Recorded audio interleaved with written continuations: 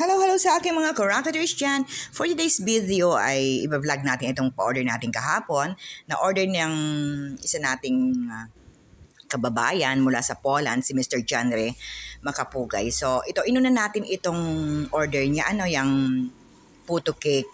Hindi talaga ito lagi available araw-araw, pero pinipilit ko maging available kapag umorder kasi pure egg white ho ang ginagamit ko dito, hindi kasama yung egg yolk. So anong gagawin ko dun sa egg yolk? Hindi naman ako nagle-leche plan. Talagang leche plan hindi ko magawa. Maliban na lang kung talagang gagawa ako ng custard. So ito yung gustong-gusto kong gawin sa part na to ay yung nagagayat kasi very malambot siya. Talaga nakakatuwa. Para kang gumagayat ng cotton. At habang gumagayat ako dyan at naghihiwa-hiwa, parang gusto kong kumuha ng isang hiwa man lang. Isang piraso, titikman ko kasi masarap po talaga yan.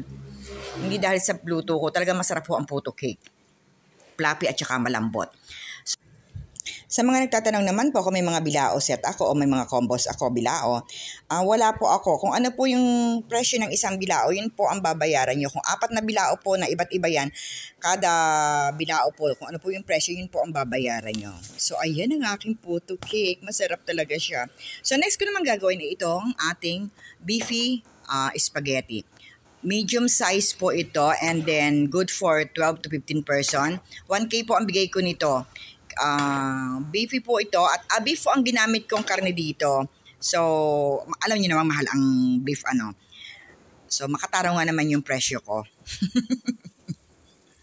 Alam niyo, lagi kong inaano na sana makapag-vlog ba ako ng mula start ng presyohan para malaman natin ang presyohan, para malaman niyo kung makatanungan ang presyo ko ng kada bilao.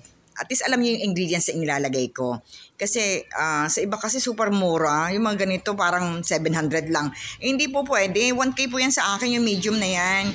Kasi magkano na lang po yung beef na yan. 3/4 po ang gamit ko na karne. 3/4 kilograms po. So, tas 7 jumbo hotdog, then isang pack na basta.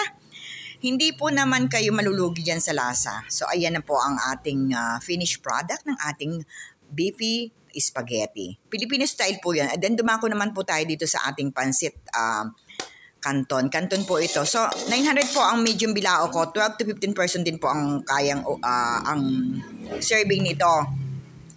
And then ang ginawa ko dito parang pork yata nilagay ko. Pork nga nilagay ko dito. Depende yun sa gusto nyo. Merong chicken, merong shrimp. Basta, yun.